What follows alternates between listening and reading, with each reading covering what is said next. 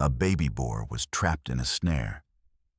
Then a massive elephant tore through the forest. What happens next will absolutely blow your mind. This isn't just a story about survival. It's a heart-pounding tale of unexpected heroism, desperate love, and the incredible bonds that connect all creatures in nature.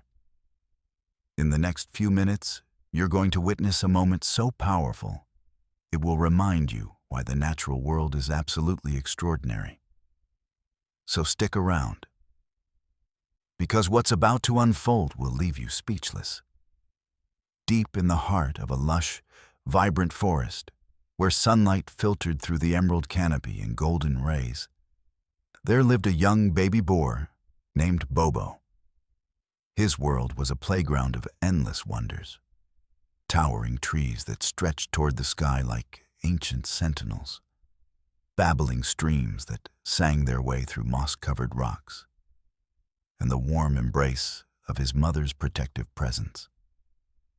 Every day was an adventure waiting to happen, a new corner of the forest to explore, a new sound to investigate, a new smell to follow. Bobo had everything a young boar could dream of: safety in abundance, unconditional love from his family, and a home that felt like paradise. His days were filled with the simple joys of youth: rolling in cool mud to keep his skin protected from the sun, playing with his siblings in the soft undergrowth, and listening to the symphony of the forest as it came alive with the calls of countless creatures. The forest was his kingdom, and he was its curious prince. But there was one thing that defined him above all else: his insatiable curiosity. While other piglets were content to stay close to their mothers, munching on roots and insects within sight of the den, Bobo's eyes constantly wandered toward the unknown, toward the mysteries that lay beyond the familiar thicket. He wanted to know what was around every corner, what lay beyond every hill, what secrets the deeper forest held.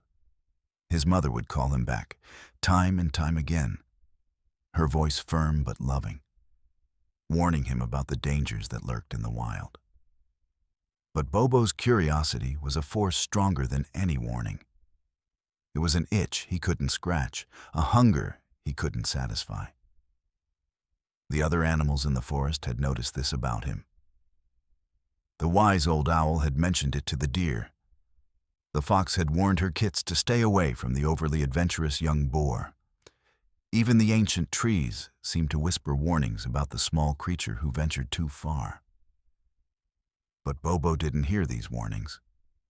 He was too busy dreaming of adventure, too busy planning his next expedition into the unknown. But today was different. Today, something shifted in the air.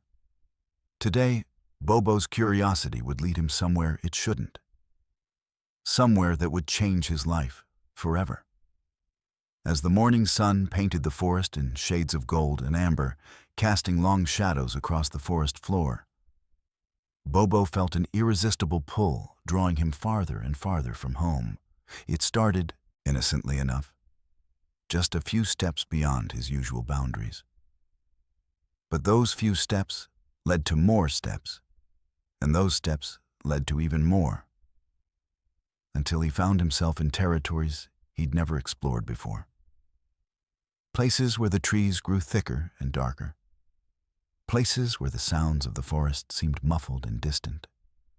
Places where his mother's voice could no longer reach him, no matter how hard she called.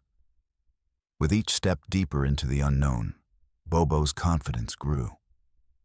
He felt like a great explorer, discovering new lands that no boar had ever seen before. He imagined himself as a legendary adventurer, braver and bolder than any creature in the forest. He didn't notice how the forest was changing around him, how the familiar sounds were fading, how the air itself seemed to grow colder and more ominous. What he didn't know, what he couldn't possibly have understood with his innocent young mind, was that these untouched corners of the forest held dangers far beyond his innocent understanding. Hidden among the fallen leaves and twisted roots, concealed beneath layers of dirt and camouflage, were traps. Cruel snares set by humans who hunted for sport and profit, who saw the forest not as a home, but as a resource to be exploited. These weren't accidents or natural hazards. They were weapons, designed with cold precision to capture and harm. The humans who set these traps didn't think about the families they would destroy. They didn't imagine the mothers who would search desperately for their missing children. They didn't consider the pain and suffering they would cause. To them, it was just business, just another day in the forest. But to the creatures of the forest, these traps were harbingers of death and despair. And with every curious step forward, every innocent hop and skip, Bobo was walking directly toward one of these instruments of suffering. The forest that had always felt like a sanctuary, a place of safety and wonder, was about to become a nightmare. The beautiful world he knew was about to transform into a prison of fear and pain. The adventure he'd been dreaming of was about to become a fight for survival. Bobo didn't know this. He couldn't know this. He was just a curious baby boar, following his instincts, exploring his world. He had no concept of danger, no understanding of the cruelty that humans could inflict. All he knew was the pull of curiosity, the excitement of discovery, the thrill of venturing into the unknown. The forest seemed to hold its breath as he ventured deeper. The birds stopped singing. The insects quieted their buzzing. Even the wind seemed to pause, as if nature itself knew what was about to happen and was bracing for impact. It was as if the entire forest was watching, waiting, anticipating the moment when innocence would collide with cruelty. Then it happened. In a single, catastrophic moment that would change everything. Bobo's tiny leg brushed against something cold and metallic, hidden beneath a layer of leaves. The sensation was strange, unfamiliar, and before his young mind could even process what was happening, before he could even understand what he'd touched, the snare snapped shut with a sickening crunch that echoed through the forest like a gunshot. The trap's metal jaws clamped around his leg with bone-crushing force, and Bobo let out a desperate, blood-curdling scream that echoed through the entire forest. It was a sound of pure agony, pure terror, pure desperation, the sound of a child in unbearable pain. The scream pierced through the canopy, traveled across the forest floor, and reached the ears of every creature within miles. It was a sound that would haunt the forest for days to come. Panic flooded Bobo's veins like molten lava.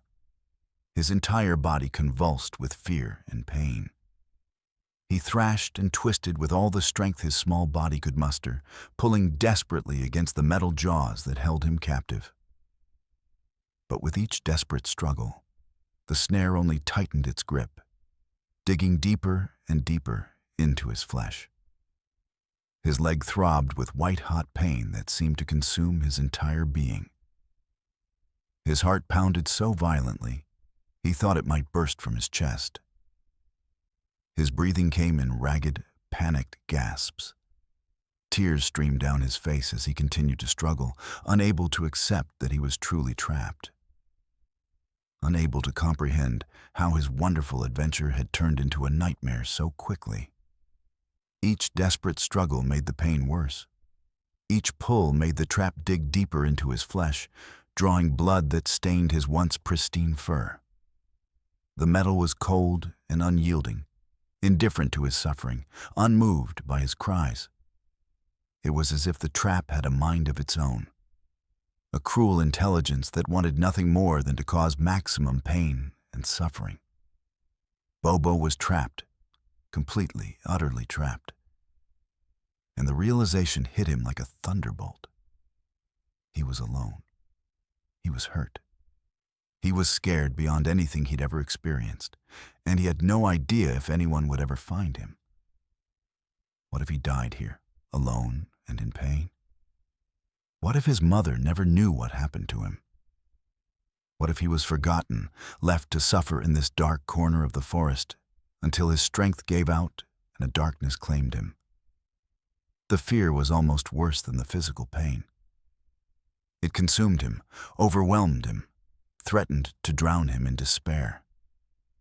He called out for his mother, his voice hoarse and desperate, but heard nothing in return. The forest that had been his playground had become his prison, and there seemed to be no escape. But just as despair began to consume him completely, as darkness crept into the edges of his vision and hope began to fade like the setting sun, a sound echoed through the forest. A sound that would change everything. It was the thundering of heavy footsteps. It was the crash of something massive moving through the undergrowth. It was a sound of power and determination, of something ancient and unstoppable, awakening from slumber. Our desperate mother was coming, and she was willing to move heaven and earth to save her baby. But she wasn't the only one who had heard Bobo's anguished cry. Someone else, something else, had heard it too. And that someone was about to step into the story in a way that would defy all expectations. Bobo's mother, Bella, had always been a protective parent. From the moment her precious son was born, she had devoted every ounce of her being to keeping him safe. She knew the forest intimately. Every danger, every predator, every hidden threat that lurked in the shadows. She had spent years learning the patterns of the forest, understanding the behaviors of its inhabitants, mapping out the safe zones and the places where death waited patiently. She had taught her children the rules of survival, the boundaries they must never cross, the warnings they must always heed. She had shown them which plants were poisonous, which animals were dangerous, which areas of the forest were forbidden. She had spent countless hours drilling these lessons into their young minds, hoping that her words would create an invisible fence around them, protecting them from harm. But Bobo was different. Bobo had a spirit that couldn't be contained, a curiosity that burned brighter than any caution she could instill in him. From the moment he could walk, he had been different from his siblings. While they were content to stay close to their mother, munching on the safe food she provided, exploring only the familiar territories she had approved, Bobo's eyes were always wandering. His nose was always twitching toward new scents. His ears were always perked toward distant sounds. He was driven by something primal, something that no amount of maternal warning could suppress. Bella had seen this trait in other young animals before. Some of them had survived their curiosity and grown into wise, experienced creatures. Others had not been so fortunate. The forest had a way of teaching harsh lessons to those who didn't respect its boundaries. She had watched helplessly as other mothers lost their children to the dangers they had been warned about. She had heard their cries of anguish echoing through the forest at night. She had sworn to herself that she would do everything in her power to prevent that from happening to her own family. That morning, like every morning, Bella had watched her son venture out to explore. She had called after him, her voice carrying the weight of maternal concern, the accumulated worry of 1,000 sleepless nights. She had reminded him to stay close, to be careful, to come back before the sun reached its peak. She had used the tone that mothers had used for generations, firm but loving, authoritative but not unkind. It was the tone that said, "I love you, but you must listen to me. Your life depends on it." Bobo had nodded, as he always did, his little head bobbing up and down in agreement. He had promised her that he would be careful. He had sworn that he wouldn't go too far. But she could see the restlessness in his eyes, could read the hunger for adventure in the way his body tensed with barely contained energy. She knew he would push the boundaries again. She always knew. It was as if she could see into his mind, could predict his actions before he even took them. But what choice did she have? She couldn't keep him locked away forever. She couldn't tie him to her side and prevent him from ever venturing out. That wasn't how the forest worked. Young animals had to learn, had to grow, had to test their limits. It was part of the natural order of things. She had to let him grow, had to let him learn, had to trust that her teachings would keep him safe. It was the hardest thing a mother could do. To let go, to allow her child to take risks, to hope that her love and her lessons would be enough to protect him. So she had watched him disappear into the undergrowth, her heart heavy with that peculiar weight that only mothers know, that constant anxiety mixed with the necessity of letting go. It was a weight that never truly left her, not even when he was safe by her side. It was the weight of responsibility, of love, of fear, all rolled into one crushing burden that she carried every single day of her life. The morning had been peaceful. Bella had spent her time foraging for food, searching through the forest floor for the roots and plants that would sustain her family through the coming seasons. She had taught her other children about which roots were safe to eat, which ones would make them sick, which mushrooms to avoid at all costs. She had shown them how to dig carefully, how to test the soil, how to listen to the forest signals about where food could be found. She kept one ear always alert, listening for the sounds of her children playing in the distance, for any sign of danger that might be approaching. The forest had its rhythms, and she knew them all intimately. She could distinguish between the harmless rustling of small creatures scurrying through the leaves and the dangerous movements of predators stalking their prey. She could hear the difference between a deer bounding away in fear and a wolf prowling through the undergrowth. She was attuned to every vibration, every sound, every subtle shift in the forest's mood. The birds sang their usual songs. The insects buzzed and chirped in their endless conversations. The wind rustled through the leaves, creating a gentle susurration that was almost soothing. Everything was normal. Everything was as it should be. Bella felt herself relaxing slightly, allowing herself to believe that perhaps today would be one of those good days where all her children remained safe, where nothing terrible happened, where she could simply be a mother without constantly worrying about death and disaster. But then everything changed in an instant. Everything she had been feeling, everything she had been thinking, was obliterated by a single sound. A scream pierced through the forest. A sound so anguished, so desperate, so filled with pure, unadulterated terror that it froze Bella's blood in her veins. It was a scream that cut through the peaceful morning like a knife through flesh. It was a scream that silenced all the other sounds of the forest, that made every creature pause and listen, that seemed to shake the very foundations of the world. It was a scream she recognized instantly, a sound she had heard before only in her darkest nightmares, in the moments just before sleep when her mind conjured up her worst fears.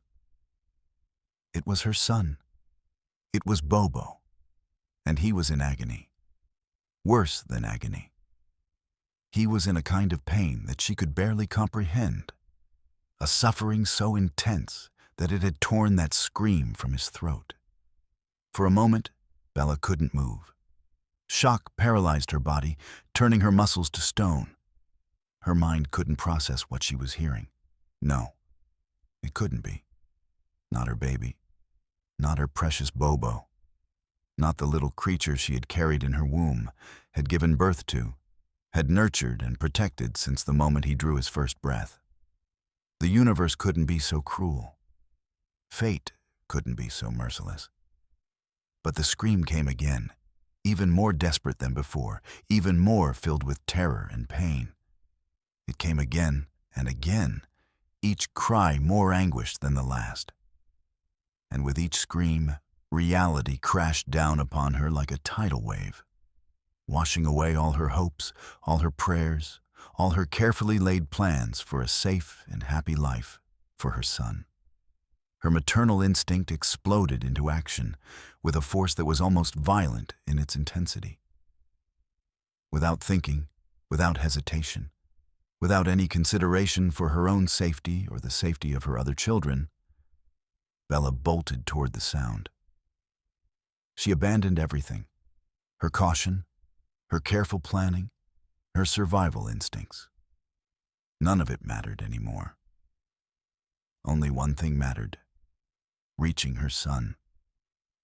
She crashed through the undergrowth like a force of nature, her powerful body smashing through vegetation that had stood for years, that had weathered countless storms and seasons. Branches that would have stopped other creatures snapped like twigs beneath her weight. Thorns that would have drawn blood from a lesser creature tore at her flesh, leaving long gashes that bled freely. But she didn't feel them. Pain was irrelevant. Her body was flooded with adrenaline, with maternal rage, with a desperation so profound that it overrode every other sensation.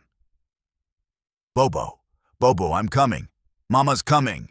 she cried out as she ran, her voice a mixture of desperation and fierce determination. It was a voice that carried the weight of a mother's love, the power of a mother's rage, the absolute certainty of a mother who would move mountains for her child. She ran faster than she had ever run before, faster than she thought possible, her legs pumping with superhuman effort, her heart pounding in her chest like a war drum, like thunder, like the very heartbeat of the earth itself. The forest blurred around her. Trees became mere shadows. The ground beneath her hooves was a blur of brown and green. She didn't care about the obstacles in her path.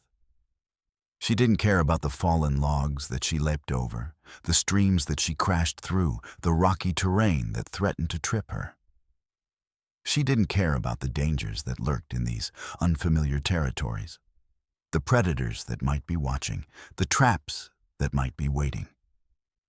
She didn't care about anything except one thing: saving her baby.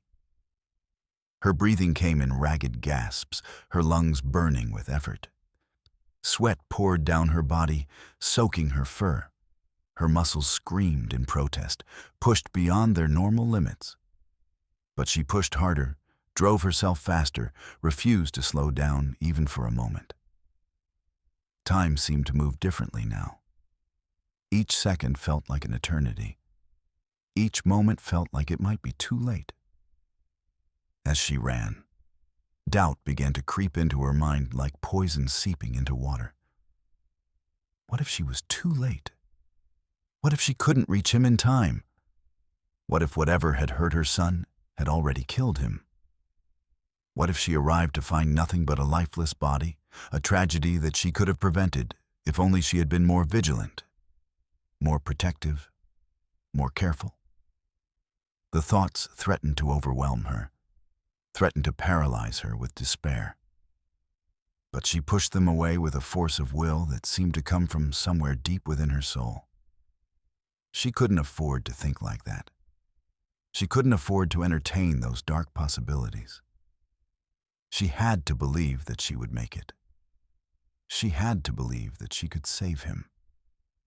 That belief was all that kept her moving forward, all that kept her from collapsing under the weight of her fear. The screams were getting closer now. She could hear not just the anguished cries, but also the thrashing, the desperate sounds of her son struggling against something that was holding him, something that was hurting him. The sound of his suffering was like a physical blow to her heart. Each cry felt like a dagger being driven into her chest. Each scream felt like a piece of her soul being torn away. Her maternal rage began to build like a volcano preparing to erupt. Whatever had done this to her baby, whatever creature or force had caused her son such pain, would pay. She would make sure of it. She would tear it apart with her bare hooves if she had to. She would rip it to shreds with her teeth. She would stomp it into the ground until there was nothing left but a stain on the forest floor. The rage was pure, absolute, all-consuming. It drove her forward with a power that was almost superhuman. As she crashed through the final barrier of vegetation, pushing aside branches and vines with reckless abandon, Bella saw him, her precious Bobo, trapped, bleeding, his small body convulsing with pain and fear. The sight of her suffering son nearly broke her heart completely. For a moment, the world seemed to stop. Time seemed to freeze. There was nothing in the universe except her son's suffering and her overwhelming love for him. She wanted to scream, wanted to cry out in anguish, wanted to fall to her knees in despair and never get up again.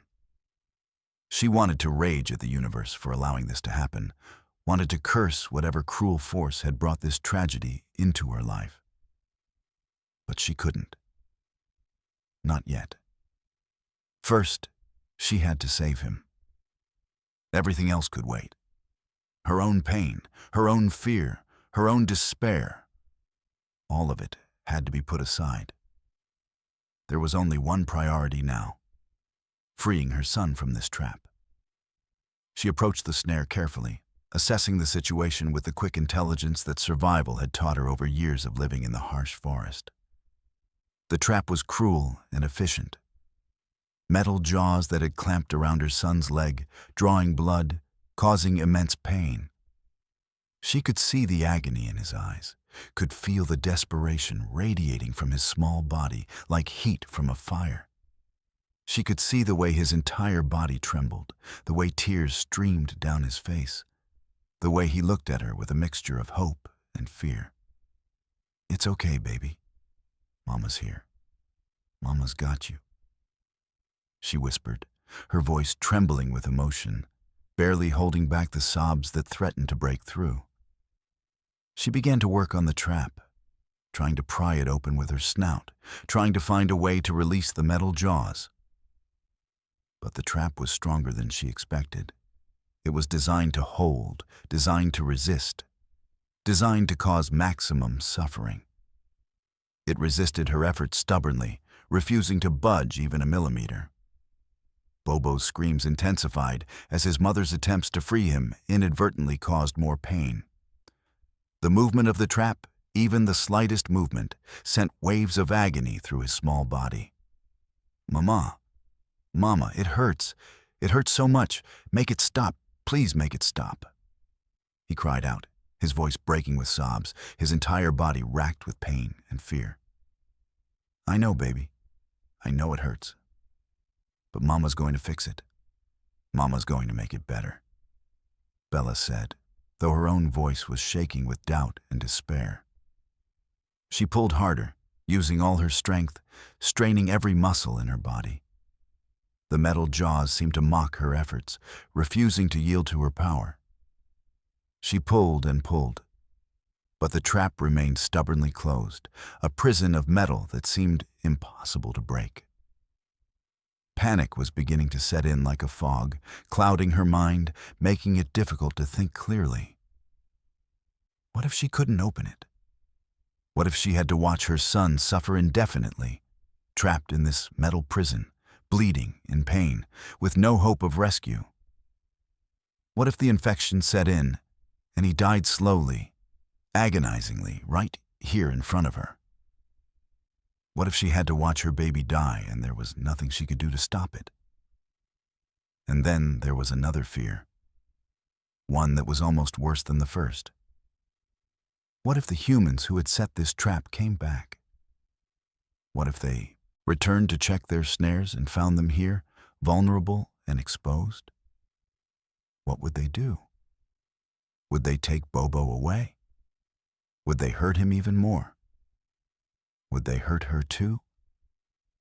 The thoughts spiraled through her mind like a whirlwind of terror.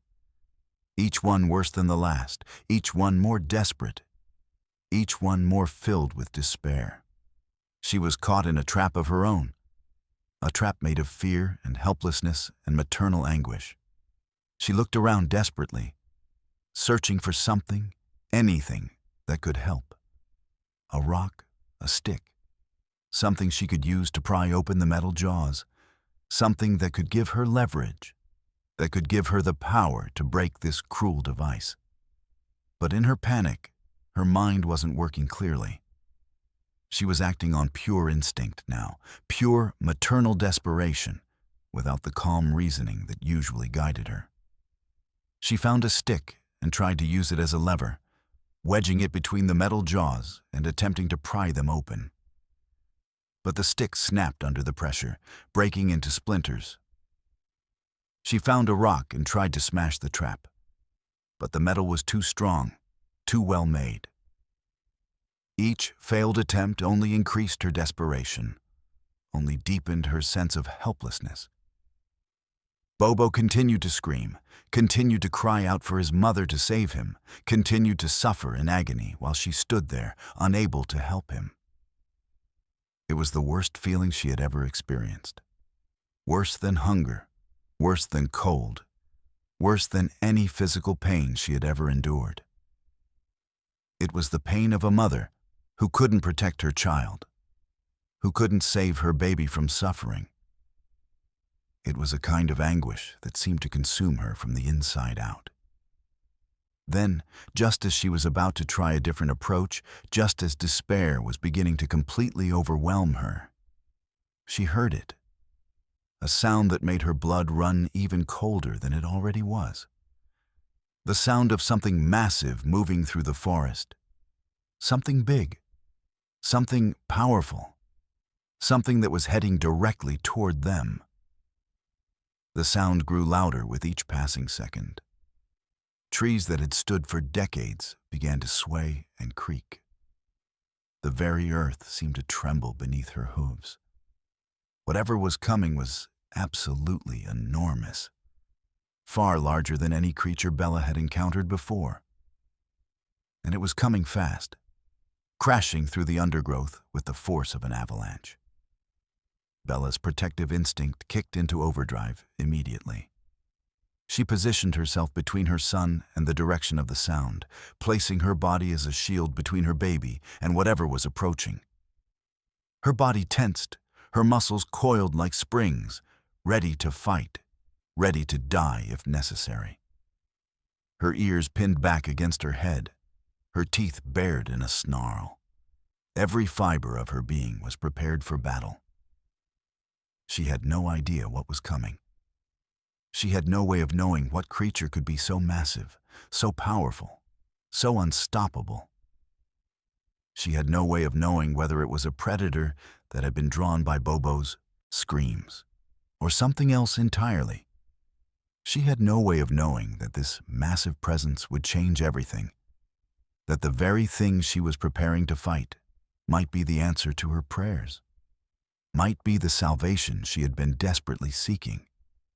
All she knew was that her son was in danger, and she would protect him with every fiber of her being, no matter what the cost. She would fight to her last breath. She would die before she let anything harm her baby. This was a mother's oath, a promise written in blood and love, and the absolute determination to keep her child safe. The sound grew louder still. The ground beneath her hooves began to shake violently, as if an earthquake was occurring. Trees swayed and groaned, their branches creaking under the force of whatever was moving through them. Small creatures scattered in all directions, fleeing from the approaching danger. Birds took flight, their wings beating frantically as they escaped into the sky. Bella braced herself completely. She was ready to fight. She was ready to die if it meant protecting her son. She was ready for anything. Or so she thought. But nothing could have prepared her for what was about to emerge from the undergrowth. Nothing could have prepared her for the moment when everything would change forever. Nothing could have prepared her for the arrival of someone or something that would transform this tragedy into something completely unexpected. The undergrowth exploded outward as if struck by a tremendous force. Trees that had stood for centuries bent and swayed like grass in a hurricane. The earth trembled with each thunderous footfall. And then, emerging from the chaos of vegetation and dust, came a figure so massive, so imposing, so utterly unexpected that Bella's mind struggled to comprehend what she was seeing. It was an elephant. But not just any elephant. This was an ancient bull elephant, easily 3 times the size of Bella herself, with tusks that gleamed like ivory spears in the dappled forest light.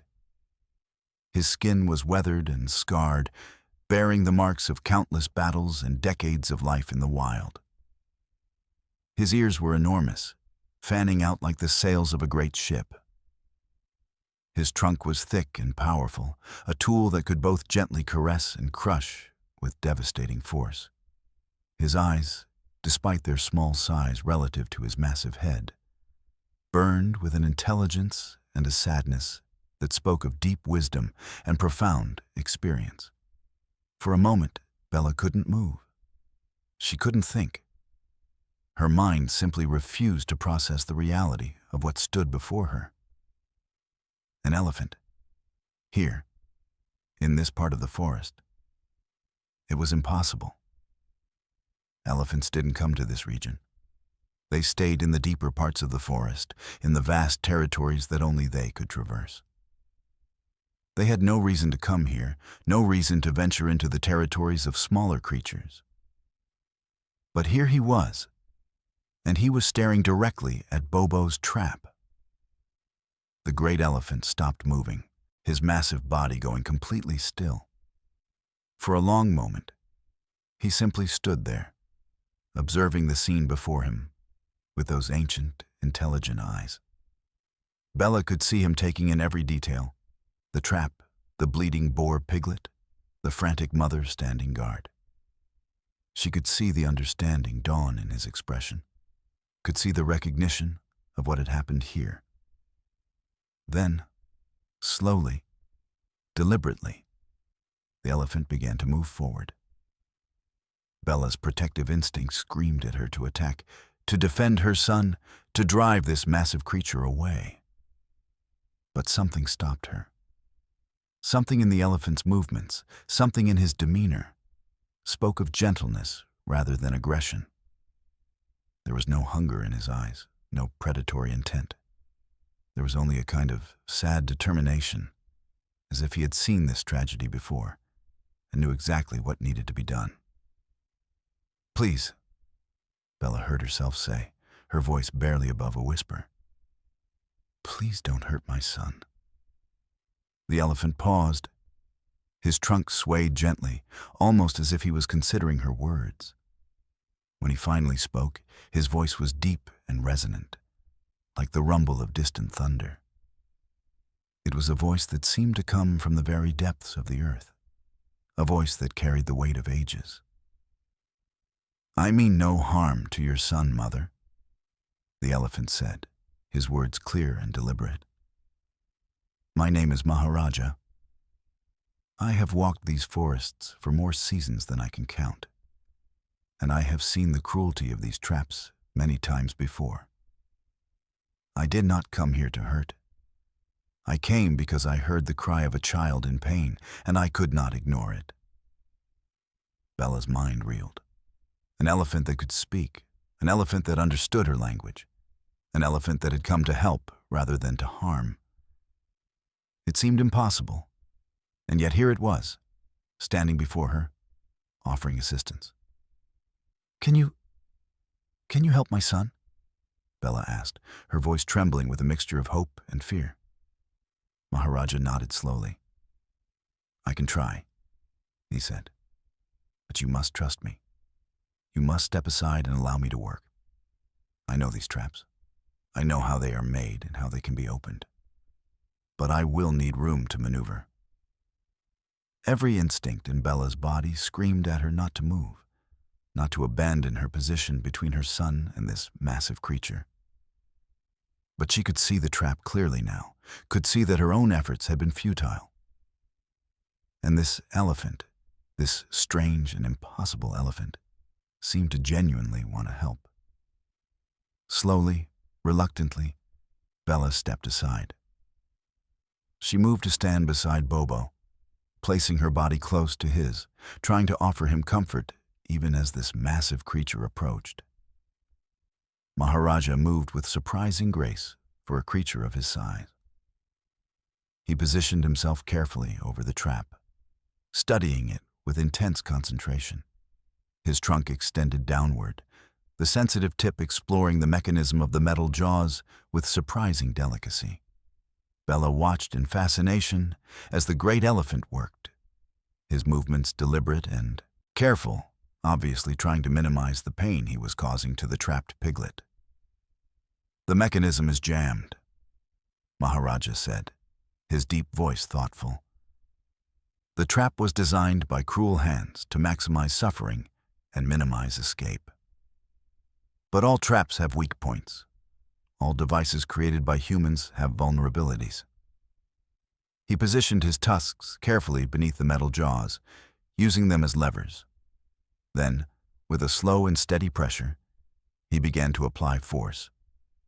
The metal creaked and groaned in protest. Bobo whimpered in pain as the pressure increased, but the trap was beginning to give way. "Hold on, little one," Maharaja said gently. "Just a moment more. The pain will pass, but you must be brave." With a final tremendous effort, the elephant pushed upward with his tusks. There was a sound like a gunshot as the metal jaws finally gave way, snapping open with a force that sent pieces of the trap flying through the air. Bobo let out one final scream of pain as the metal released its grip on his leg, and then the trap fell away, clattering to the forest floor like a defeated enemy. For a moment, everything was silent.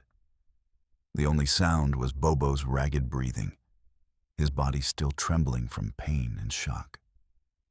Bella rushed to her son, checking his injured leg, examining the wound with frantic concern. The damage was severe. The metal jaws had cut deep into his flesh, and blood was flowing freely from the wound. But he was alive. He was free. He was going to survive. Tears streamed down Bella's face as she turned to look at the elephant. "Thank you," she said, her voice breaking with emotion. "Thank you. You saved my son's life. I don't know how to repay you.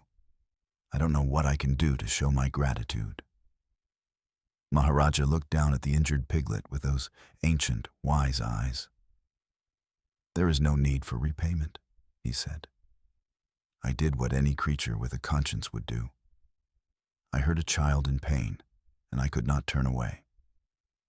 That is all the reward I need." But Bella could see something else in the elephant's expression, something deeper than simple compassion. She could see sadness there, a profound melancholy that spoke of personal tragedy and loss. She could see in his eyes the reflection of a creature who had experienced great suffering, who understood the pain of loss, who recognized the bond between mother and child because he had experienced that bond himself. "Will he be all right?" Maharaja asked, gesturing toward Bobo's injured leg with his trunk. I think so," Bella said, though uncertainty colored her voice. "The wound is deep, and there's a risk of infection. But with time and care, I believe he will heal." Maharaja nodded slowly. "The forest has ways of healing its own," he said. "There are plants that can help with infection, herbs that can ease pain. I can show you where to find them if you wish." Bella felt a wave of gratitude wash over her. This massive creature, this impossible elephant who had appeared out of nowhere, was offering not just to save her son, but to help him recover. It seemed too good to be true. Too much kindness for a world that had shown her so much cruelty. Why? Bella asked, the question slipping out before she could stop it. Why are you doing all of this? You don't know us. You have no obligation to help us. Maharaja was silent for a long moment, his ancient eyes staring off into the distance as if seeing something far away, something from long ago. When he finally spoke, his voice was softer, filled with a sadness that seemed to echo through the very fabric of the forest. Because I once had a son, he said quietly, a beautiful young bull calf, full of life and curiosity and joy. He was taken from me by humans and their cruel devices. I was not there to save him. I did not arrive in time. And that is a pain that I have carried with me for more seasons than I can count. He turned his great head to look at Bella, and she could see tears in his eyes, tears from a creature so massive and powerful that she would never have imagined could weep. I cannot save my own son, Maharaja continued, but I can save yours. And in doing so, perhaps I can ease some of the burden of my grief. Perhaps I can know that in this one instance, a mother did not have to experience the loss that I have experienced. Perhaps I can know that somewhere in this forest, there is a young boar who will grow up, who will have a life, who will know his mother's love. That is a gift beyond measure. Bella felt her heart break for this ancient creature, this massive being who had suffered such tremendous loss.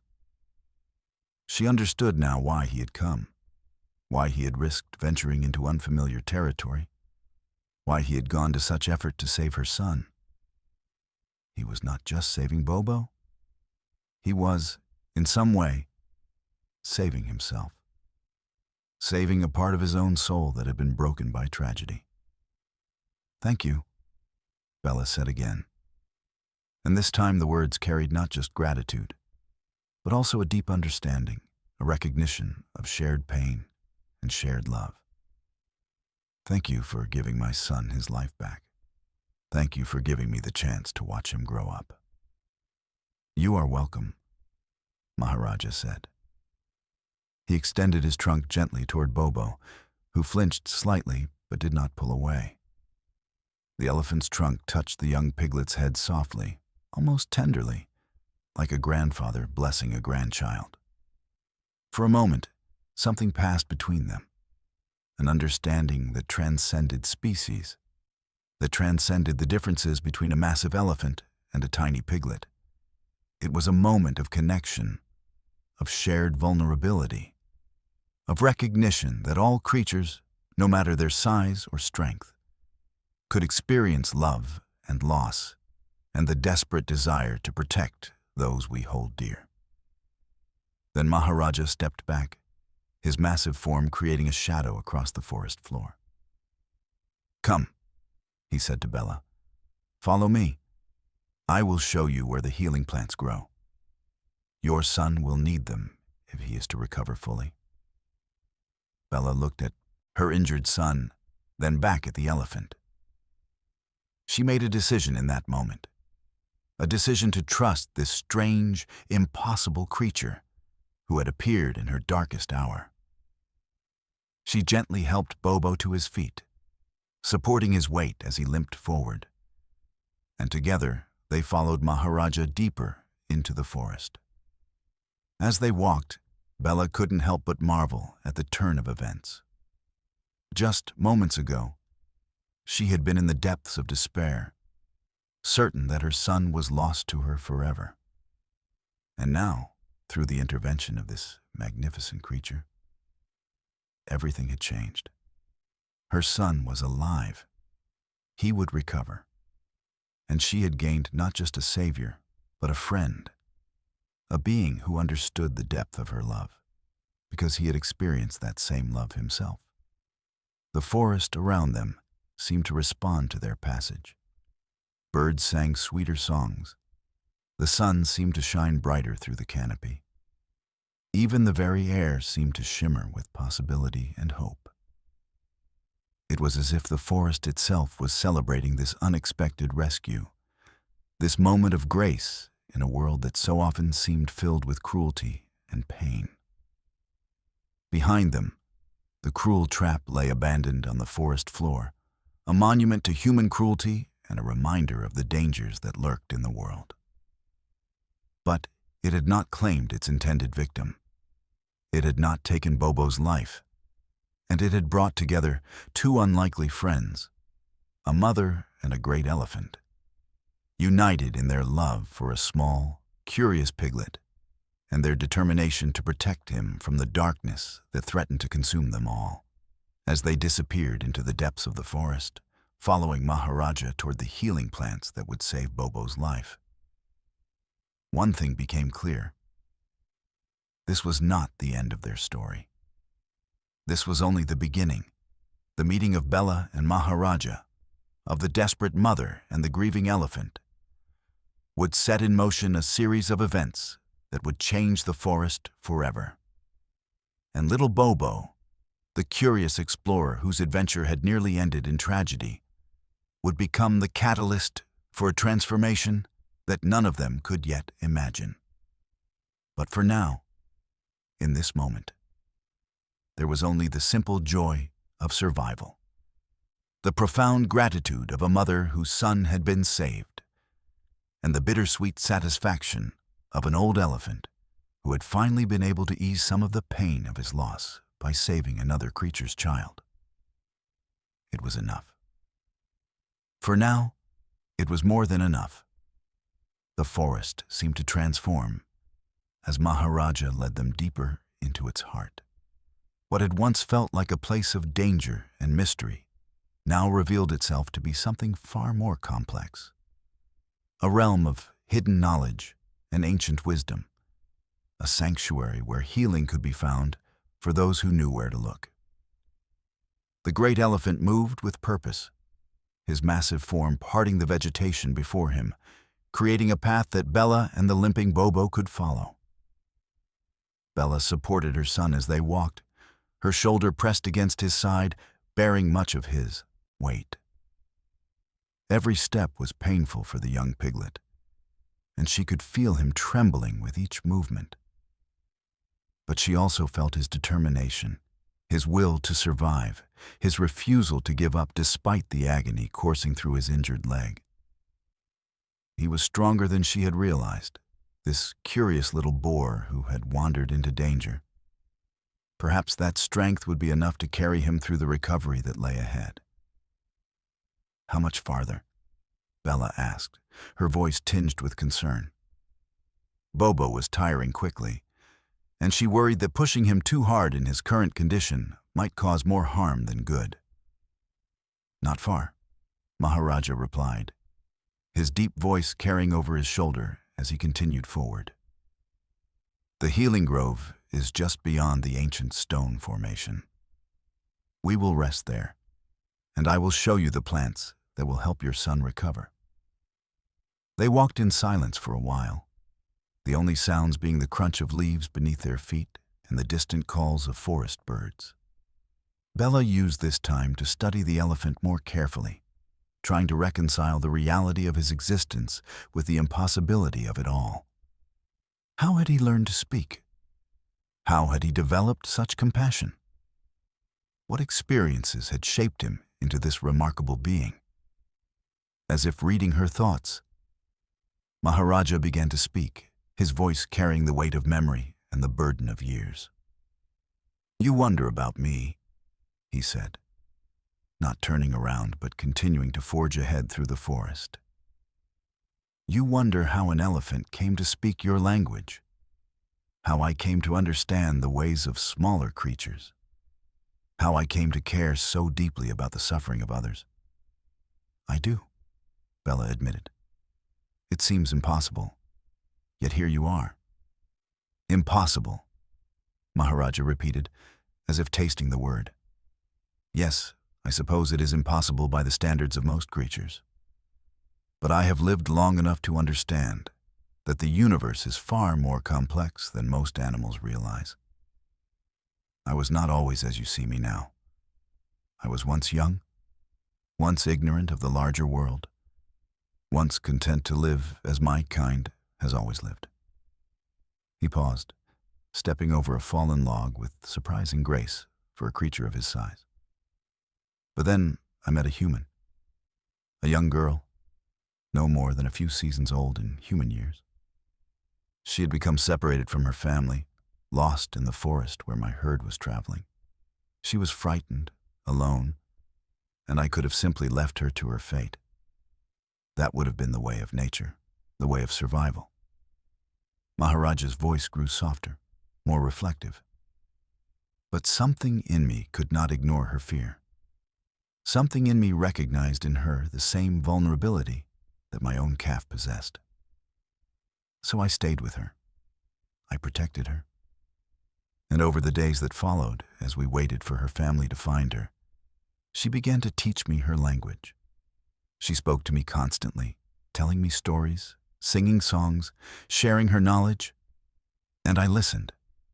I learned. And in learning, I became something more than I had been before. What happened to her? Bella asked, though she suspected she already knew the answer. Her family found her, Maharaja said. And they were grateful. They brought me food and water. They treated me with kindness and respect.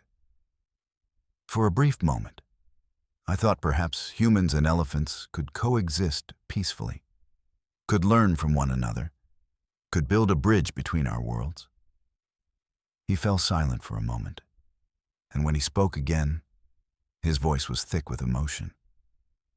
But that was before the poachers came, before the traps were set, before my son was taken from me in the cruelest way imaginable.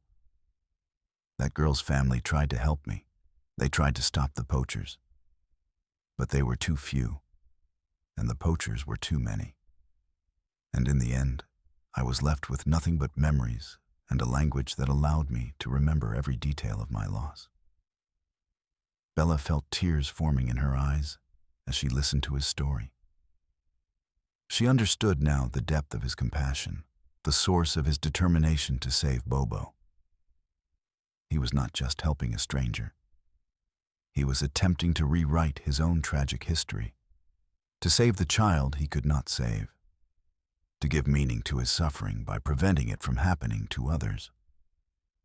After what felt like hours of walking, though it was likely only a fraction of that time, the forest began to change. The vegetation became denser, more vibrant, as if they were entering a place where life itself flourished more abundantly than elsewhere. And then, suddenly, they emerged into a clearing unlike anything Bella had ever seen. It was a grove of ancient trees, their trunks so thick that it would have taken a dozen creatures like herself to wrap around them. The canopy above was so dense that it created a cathedral of green, filtering the sunlight into a soft, ethereal glow. And everywhere, on the ground, on the trees, hanging from branches, were plants of every variety imaginable. Some had flowers of brilliant colors, others bore fruits and berries, still others had leaves that shimmered in the filtered light. "Welcome to the healing grove," Maharaja said, gesturing with his trunk at the magnificent landscape before them. "This place has existed for longer than any of us have been alive. The plants here have properties that can heal almost any wound, cure almost any illness. My kind has known of this place for generations, and we have guarded its secrets carefully." Bella helped Bobo into the clearing, and the young piglet immediately collapsed onto the soft moss that carpeted the ground. His injured leg was bleeding again, the exertion of the journey having reopened the wound. He whimpered softly, his eyes closing as exhaustion overtook him. "First, we must stop the bleeding," Maharaja said, moving with purpose toward one of the plants. Using his trunk with surprising delicacy, He plucked several leaves from a plant with broad, green foliage and brought them to Bella. Crush these leaves and apply them to the wound. They contain properties that will slow the bleeding and prevent infection. Bella took the leaves and did as instructed, crushing them between her hooves and carefully applying the resulting paste to Bobo's injured leg. Almost immediately, she noticed a change. The bleeding slowed, then stopped. And more remarkably, the area around the wound seemed to feel cooler, as if the paste was drawing out the heat of infection before it could take hold. "How do you know all of this?" Bella asked, amazed at the effectiveness of the treatment. "I have had many seasons to learn," Maharaja replied. "And I have had much motivation to understand the healing arts. When you have experienced loss as profound as mine, you seek knowledge that might have prevented that loss. I have studied these plants for decades, learning their properties, understanding their powers. It has become something of an obsession for me. The desire to prevent others from experiencing the pain that I have experienced." Over the following hours, Maharaja showed Bella how to care for Bobo's wound. He taught her which plants would reduce fever if infection set in. He showed her leaves that could be made into poultices to ease pain. He demonstrated how to create a tea from certain roots that would help the body heal itself from the inside out. With each lesson, Bella's respect for the great elephant grew.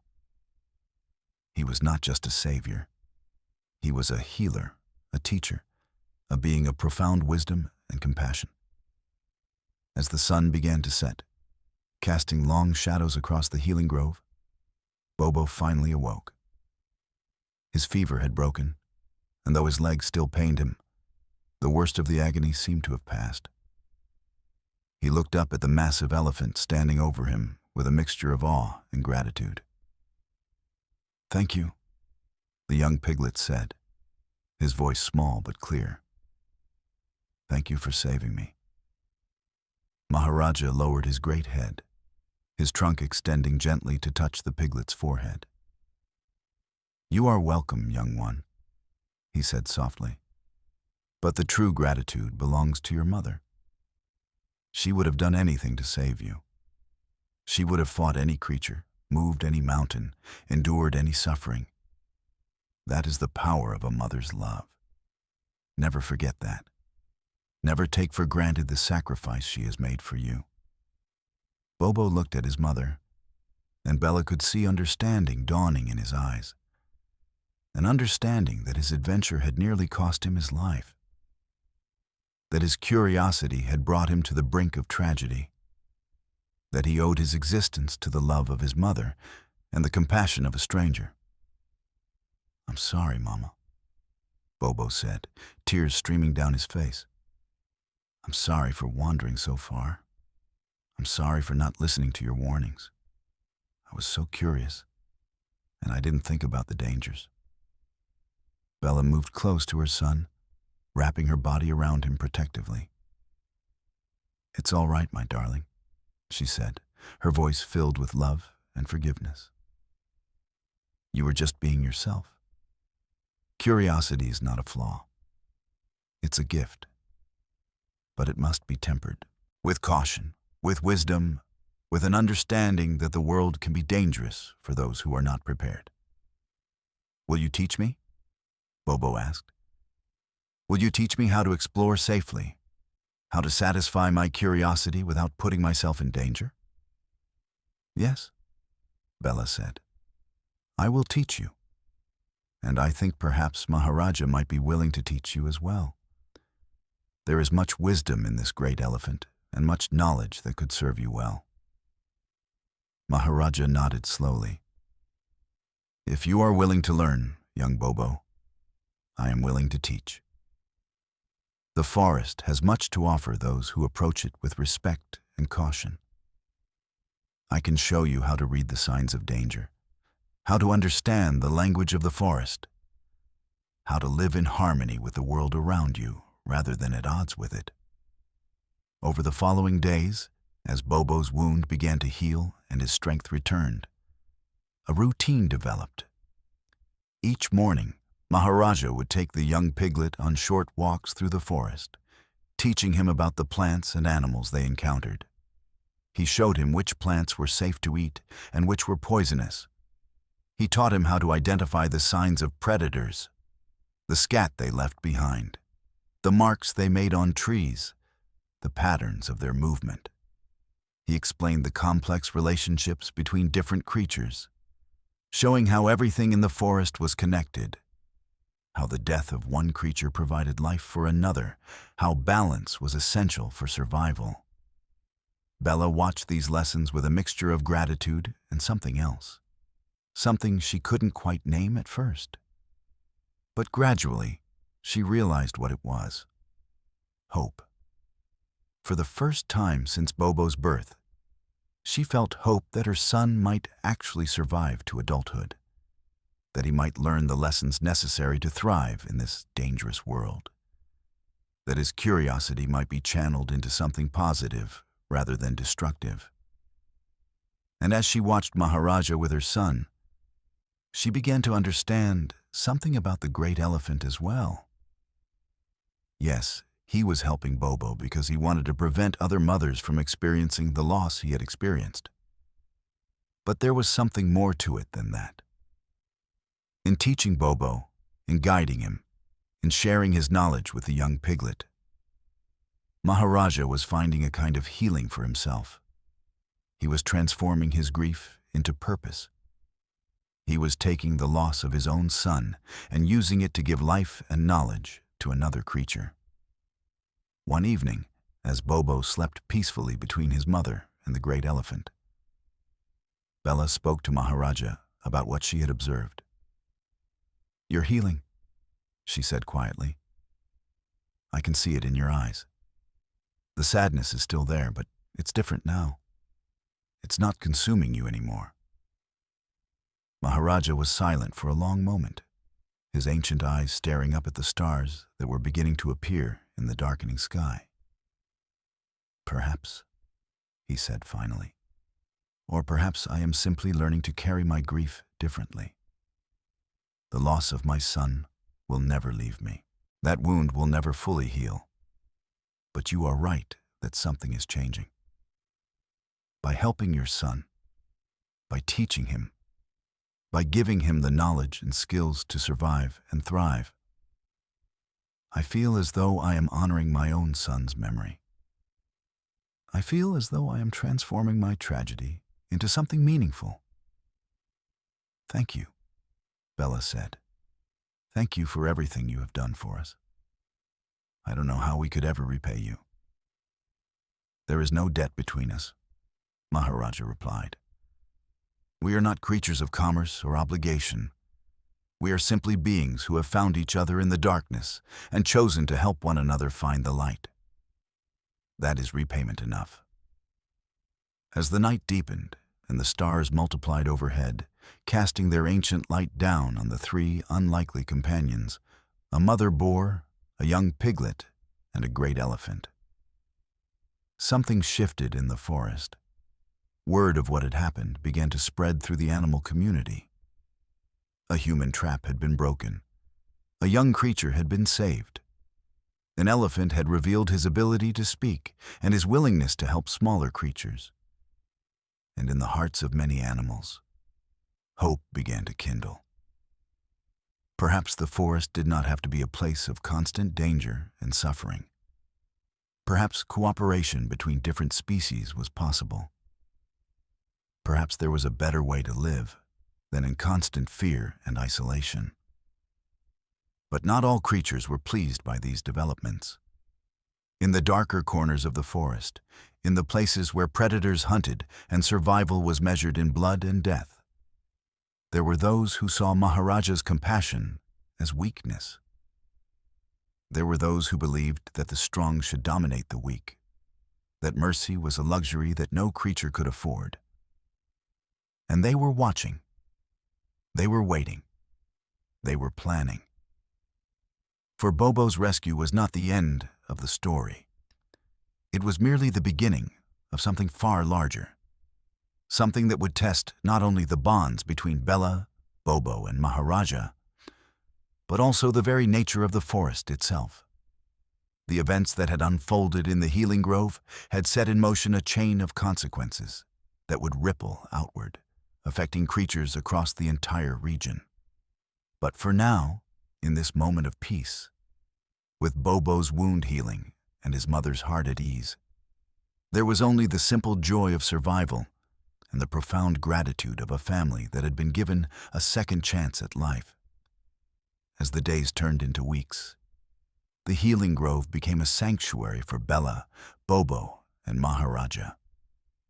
The bond between them deepened as they spent countless hours together, learning from one another and sharing stories of their lives. Bobo, now more curious and adventurous than ever, soaked up Maharaja's teachings like a sponge, eager to explore the mysteries of the forest with newfound respect and understanding. Bella felt her heart swell with pride as she watched her son grow stronger, both in body and spirit. However, as the trio reveled in their newfound companionship, the ripple effects of Bobo's rescue began to spread throughout the forest. News of Maharaja's intervention reached the ears of many creatures, some filled with hope and gratitude, and others filled with resentment and fear. The forest, once a tranquil haven, started to buzz with whispers, and not all of them were kind. In the shadows of the trees, where the light barely penetrated, there existed a gathering of creatures who thrived on chaos and dominance.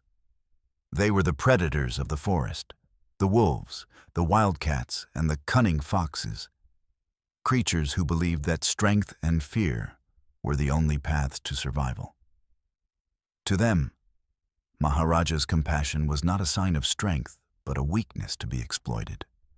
Their leader, a fierce wolf known as Shadow, had always prided himself on being the strongest and most cunning of his kind. He had heard the stories of the elephant who dared to intervene in the affairs of the smaller creatures, and he was not pleased. To him, Maharaja's actions were an affront to the natural order of the forest. He gathered his pack under the cover of darkness, his voice low and conspiratorial, as he plotted their next move. "We cannot allow this to continue," Shadow growled, his eyes glinting with malice. "This elephant thinks he can save the weak. He thinks he can meddle in the affairs of the strong without consequence. We must show him that there are repercussions for his actions. We must remind him that mercy is a dangerous game." Around him, the pack nodded in agreement, their predatory instincts flaring at the thought of taking down a creature as large and powerful as Maharaja. They were emboldened by their shared belief that only the strongest should thrive in the wild, and that any act of kindness was a direct challenge to their dominance. Meanwhile, in the Healing Grove, Bella sensed a shift in the air. The forest was growing quieter, the usual sounds of chirping birds and rustling leaves replaced by an eerie stillness. It was as if the very essence of the forest was holding its breath, waiting for something to happen. Bella looked at Maharaja, concern etched across her face. "Do you feel that?" she asked, her voice barely above a whisper. Maharaja nodded, his massive ears twitching as he listened intently to the surrounding silence. "Yes," he replied. "The forest is uneasy. It senses a disturbance, a shift in the balance. We must remain vigilant. There are those who do not approve of our alliance." Bobo, who had been practicing his newfound survival skills nearby, looked up at his mother and Maharaja. "What do you mean?" he asked, his eyes wide with curiosity. "Who would be upset with us?" Maharaja sighed, his eyes clouding with the weight of past experiences. "There are creatures in this forest who thrive on fear and dominance. They see kindness as a weakness and will not hesitate to attack if they feel threatened. We must be prepared for anything. As the sun set that evening, casting long shadows across the grove, Bella gathered her courage and spoke. What can we do to protect ourselves? I won't let anything happen to Bobo. I won't let anyone take him from me again. Maharaja regarded her with a mix of admiration and respect. We must fortify our position. We can create a safe space here, one that is difficult for any predator to infiltrate. I can teach you how to recognize the signs of danger, how to defend yourselves if the need arises. But we must also be cautious and avoid confrontation whenever possible. Bobo nodded, determination shining in his eyes. I'll do whatever it takes to help. I want to learn how to protect our home. As they began to plan their defenses, the tension in the air thickened. The forest seemed to darken, shadows creeping closer as if they were alive, watching, waiting. Bella felt a shiver run down her spine, a primal instinct urging her to be alert, to be prepared for whatever might come. The following days were a blur of training and preparation. Under Maharaja's guidance, Bella and Bobo learned to identify the signs of danger. The subtle rustle of leaves that signaled an approaching predator, the faint scent of musk that indicated the presence of wolves, the way the birds fell silent when danger was near. They practiced defensive tactics, including how to create barriers with fallen branches and how to use their surroundings to their advantage. But the looming threat of Shadow and his pack was always present, an unspoken tension hanging heavily over them. Bella could sense the danger closing in, and her protective instincts flared to life with every rustle in the underbrush, every shadow that passed through the trees.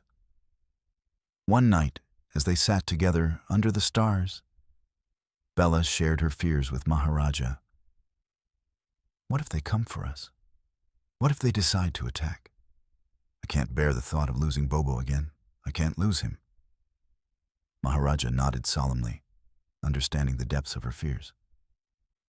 We will be ready. We will stand together, and we will protect one another. But we must also be wise. If they attack, we cannot let our emotions cloud our judgment. We must think strategically.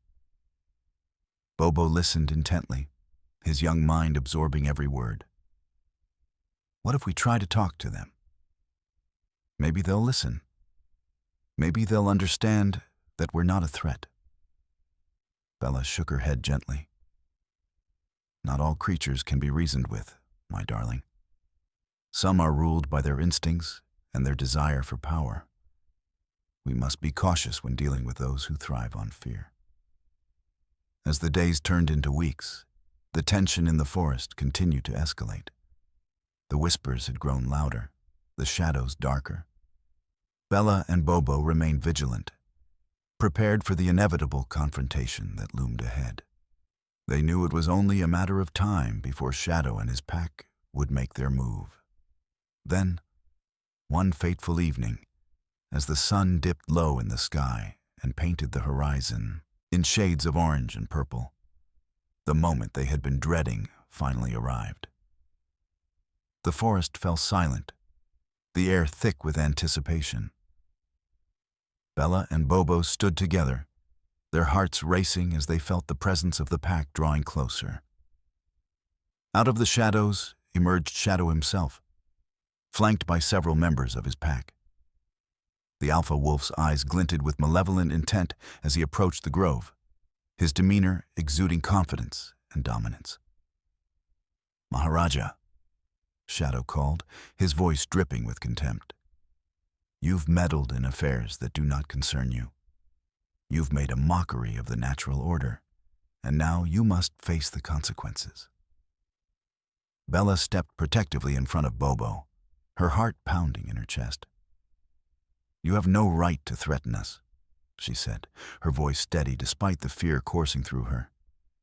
We only seek to live in peace, to protect our home.